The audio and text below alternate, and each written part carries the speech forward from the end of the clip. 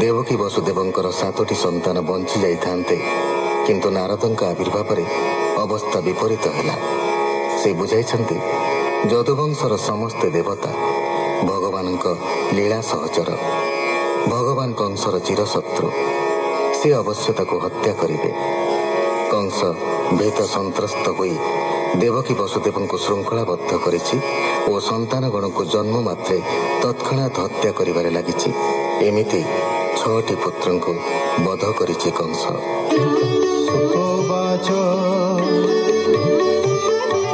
एमंते बरसे बरस 6 पुत्र कला कंस नाश, देखिण देवकी विकल दया सागर आदि मूल, अनंत रूप धरी हरि देवकी गर्भे विजे करी, ए रूपे अनंत प्रकाश गर्भे होइले 8 मास,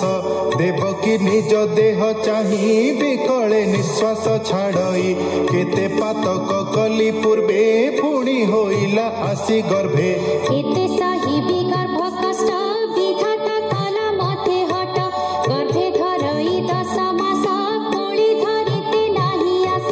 हेमंत विचारी विकल नयन बहे अश्रु जल, दासावस्थल भगवान जानिले देवकीर मन,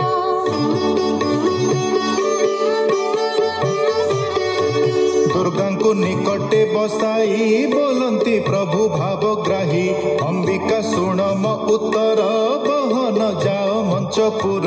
मथुरा कंस बंदी घरे मिलिबु प्रथम प्रहरे, बंदी करिछि कंस राय एक सांकोली बेनी पाए, वसुदेवंकु जेते बेले धरी आनिला कंस बळे, ताहार पत्नी नंद घरे जाई लुचिला कंस डरे,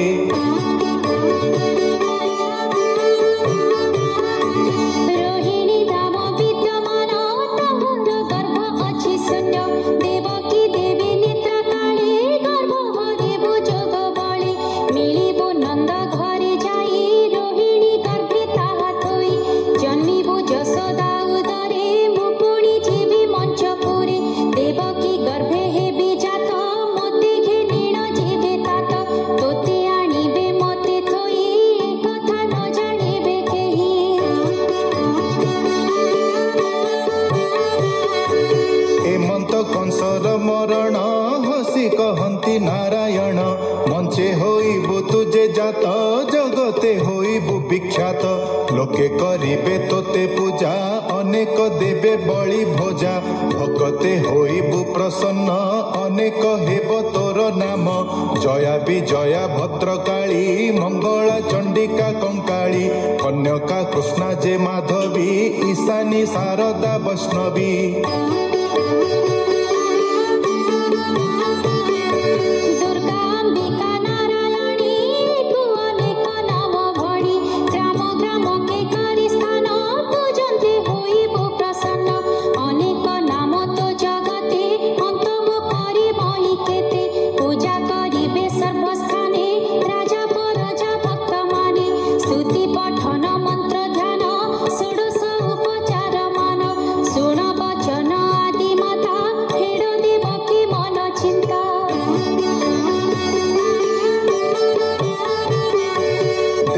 गर्भुता आणिबु रोहिणी गर्भरे थोइबु, ताहांक नाम संकर्षण लोकरे होइबे प्रमाण,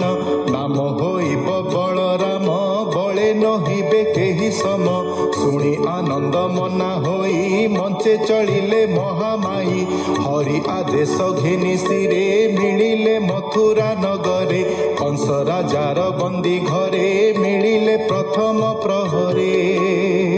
रात्रे देवकी निद्रा काले गर्भ हरिले जोग बळे, अनंत घेनी माया दंभे थोइले रोहिणीर गर्भे, गर्भ संजोग देवी करी दिन को दिन गर्भ भारी, सिंह पौर्णमी दिन सार रोहिणी प्रसवे कुमार, धवल ज्योति रूप पुणी सिरे सोहई सप्त फणी, अपुआ घरे पुओ जात आनंद होए नंद चित्त, मोहर घरे पुत्र नाही एमते कारण अटई, जहा से दैव निर्मित दुर्गा होइले गर्भगत, मिलिले नंद घरे जाई कृष्ण କୃଷ୍ଣ ଜନ୍ମିବା ବାଟ ଚାହିଁ ଦେବକୀ ଗର୍ଭ ଯହୁଁ ଗଲା ଲୋକେ ବୋଇଲେ ଭଲ ହେଲା ଭଲଟି ଗଲେ ନାରାୟଣ ଦେବକୀ ନ ପାଉ କଷଣ ଥୋକେ ବୋଇଲେ ଭଲ ହେଲା କଂସର ଡରେ ପଳାଇଲା ପଡୁଏ ଦେବକୀ ଭିଆଣ କେବଲେ କର୍ଣ୍ଣେ ତା ନ ଶୁଣ ଏଡେ ମରିଛି ଅଛି କାହିଁ କେବଲେ ମୁଖ ତା ନ ଚାହିଁ କାନ୍ଦିକେ ହୁଅନ୍ତି ବିକଳ କେବଲେ ରଖ ଆଦି ମୂଳ ଦେବକୀ ମନର କଷଣ ଜାଣିଲେ ପ୍ରଭୁ ନାରାୟଣ ତେଜିଲେ ଜଳଧି ଶୟନ ମଥୁରା ମିଳିଲେ ବହନ ବସୁଦେବର ଦେହେ ଯାଇ ପଶିଲେ ଜ୍ୟୋତି ରୂପ ହୋଇ ବିଷ୍ଣୁର ତେଜ ପରଚଣ୍ଡ ଜହ୍ନେ ଉଦିତ ମାରତଣ୍ଡ ଅମର ଗୁରୁ ଲଗ୍ନ ବେଳେ କାନ୍ତ କାମିନୀ ଏକ ମେଳେ ଜଗତ ମଙ୍ଗଳ ପୁରୁଷ ଦେବକୀ ଉଦରେ ପ୍ରବେଶ ଉଦୟ କାଳେ ଜହ୍ନେ ଶଶୀ ପୂର୍ବ ଦିଗରୁ ପରକାଶୀ କୃଷ୍ଣଙ୍କୁ ଧରିଣ ଉଦର ଦେବକୀ ଦିଶିଲା ସୁନ୍ଦର ଦେବକୀ ଗର୍ଭବାସ କଥା ଶୁଣି ପାଇଲା କଂସ ବ୍ୟଥା ଭୟେ ଚକିତ ମନେ ଛନ୍ନ ମିଳିଲା ଦେବକୀ ଭୁବନ ସାତ କବାଟ ଫେରାଇଲା ଅନ୍ଧାର ଘରକୁ ଚାହିଁଲା ଉଦୟ ହୋଇ ଦିନ କର ଜେହ୍ନେ ନାଶଇ ତମ ଘୋର ଦେଖି ଚକିତ କଂସ ମନେ ଭାଳି ବୋଲଇ ଭୟ ଛନ୍ନେ ନିଶ୍ଚୟ ହୋଇଲା ମରଣ ଏତ ଅନାଦି ନାରାୟଣ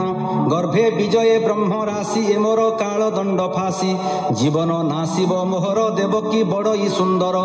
ଏ ଯେତେ ଗର୍ଭ ପ୍ରସବିଲା ଏମନ୍ତ ବେଳେ ନ ଦିଶିଲା କି ବୁଦ୍ଧି କରିବଇ ଆଜ ମାରିଣ ଲଭିବଇ କାର୍ଯ୍ୟ ଏସନ ମନେ ବିଚାରଇ ମୁନିତ ଯାଇଛନ୍ତି କହି ଯାହା କହିଲେ ବ୍ରହ୍ମାସୁତ ସେ କଥା ନହଇ ବ୍ୟର୍ଥ